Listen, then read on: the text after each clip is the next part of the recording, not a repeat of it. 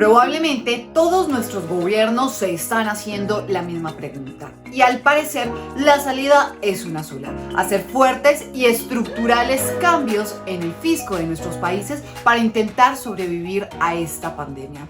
Por supuesto, todas las decisiones que estén tomando las autoridades en materia económica están impactando o van a impactar directamente nuestros bolsillos y nuestros hogares. Pero ¿realmente es la única salida?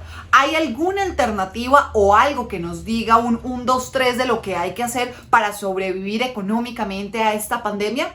Probablemente no, pero en este video espero darles algunas herramientas de lo que particularmente los países de América Latina están enfrentando y cómo hablar de una reforma tributaria debe estructurarse a partir de no afectar a los más jodidos, que son la clase media, y sobre todo pensarlo de forma estratégica para que esto no nos dure 1000 años. Hace algunos meses en este canal les contaba cómo esta pandemia estaba haciendo más rico al rico y más pobre al pobre. Y en esta misma dirección, el secretario general de las Naciones Unidas, Antonio Guterres, esta semana recordó que en el último año ha existido un incremento de aproximadamente 5 billones de dólares en el patrimonio de los más poderosos en el mundo.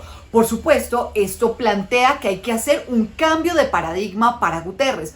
Uno, que permita hacer el desarrollo sostenible una realidad y que este mal, esta crisis económica por la que estamos atravesando, no nos dure mucho más tiempo y que no sea tan larga y tan agobiante. Para que dimensionemos un poco la gravedad de esta situación, 225 millones de empleos se han perdido en el mundo y 120 millones de personas han caído en la pobreza extrema. Esto básicamente nos ratifica que nos enfrentamos a la peor recesión del mundo en los últimos 90 años. Durante la pandemia, y para nadie es un secreto, que el multilateralismo ha venido fracasando, no ha sido del todo eficiente, y por eso Guterres también se adelantó a sugerir que se debería, por un lado, aplicar un impuesto solidario a las personas que han sido más beneficiadas durante esta pandemia, y por otro lado, considerar la suspensión y el aligeramiento de algunas deudas de los países más necesitados, incluso poder contemplar la concesión de liquidez a los países que más lo necesitan. Pero partamos por algo, y es que nuestros gobiernos tienen que hacer inversiones urgentes en sectores como salud, educación, empleo y protección social.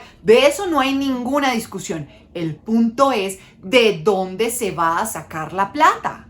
Estamos ante un mundo desigual. Por ende, todas las medidas deben ser desiguales, o más bien ajustadas a las realidades y a las condiciones de cada uno de los países. Lo que sí es cierto es que todos los países están viendo de dónde van a incrementar sus recursos y cómo reducir sus gastos. Y la solución más cercana y probablemente la que más han contemplado es los impuestos.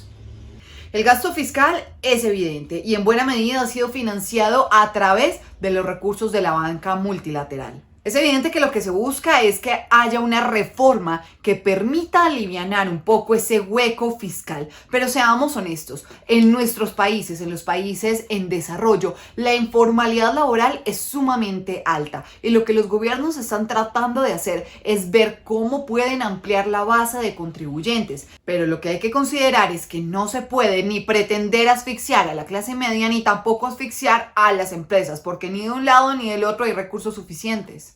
Hay que impulsar estrategias de mercado para que las economías internas no colapsen. Eso es clarísimo. Y justamente buscando de dónde sacar los recursos, en este momento cerca de 21 países en el mundo están planteándose reformas tributarias o reformas fiscales que les permitan alivianar estos huecos.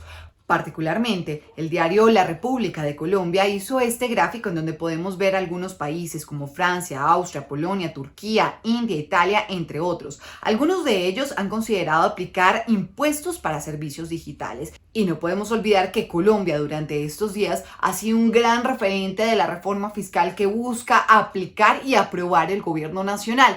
No se ha presentado aún al Congreso de la República, pero con esta reforma lo que el gobierno de Colombia busca es recaudar 23,4 billones de pesos para solventar ese hueco fiscal. Y otros países como por ejemplo Argentina, Chile, Uruguay han dado varios debates para tratar también de resolver o de aplicar estrategias que les resuelvan esta crisis fiscal.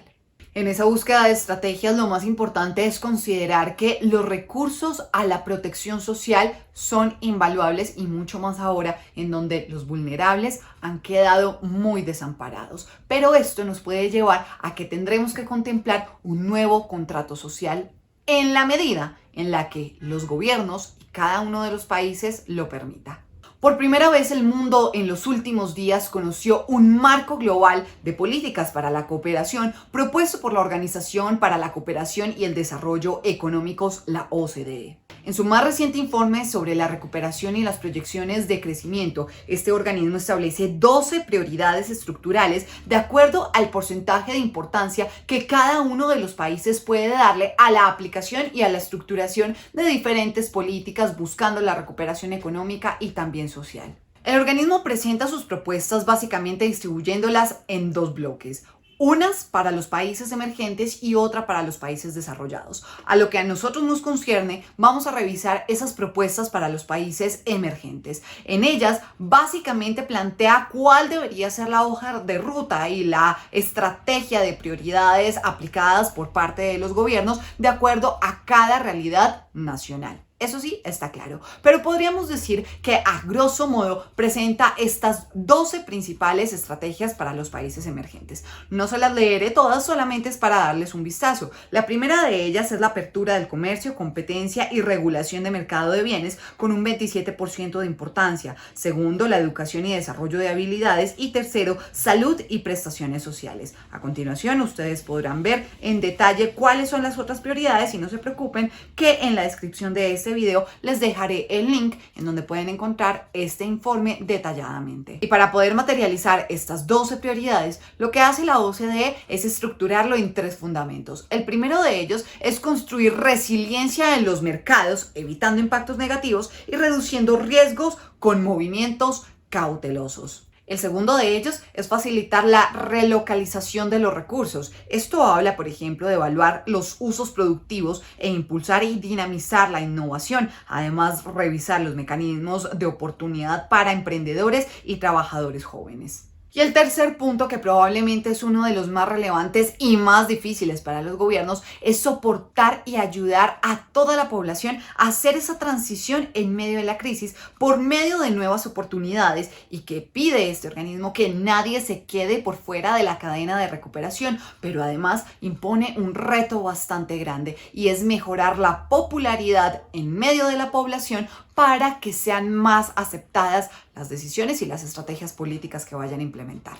Y en este punto me quiero quedar para poder concluir, y es cómo pretenden mejorar esa favorabilidad o mejorar la popularidad con reformas tributarias que lo único que buscan es estrangular a la clase media. Para nadie es un secreto que todos los países en medio de esta crisis necesitan ampliar su base contribuyente, y es una necesidad imperante. Pero realmente una reforma tributaria en donde los impuestos sean la única alternativa es la solución. No podemos olvidar que en medio de ese juego de hacer más rico al rico y más pobre al pobre, la mayoría de los pobres en nuestro país han perdido sus empleos y se están endeudando y se están realmente agotando. Entonces, ¿cuál es la jugada? ¿Aplicarles a estos, los más afectados, más impuestos? Como que algo que no cuadra. Entonces miremoslo por otro lado. ¿Qué pasa con esa búsqueda de reducir el gasto por parte de los estados? Y también, ¿qué pasó con esa idea de hacer estados austeros? ¿Y qué pasa si miramos por el otro lado de la moneda? ¿Qué está pasando con los recursos que se come y se traga la corrupción en nuestros países?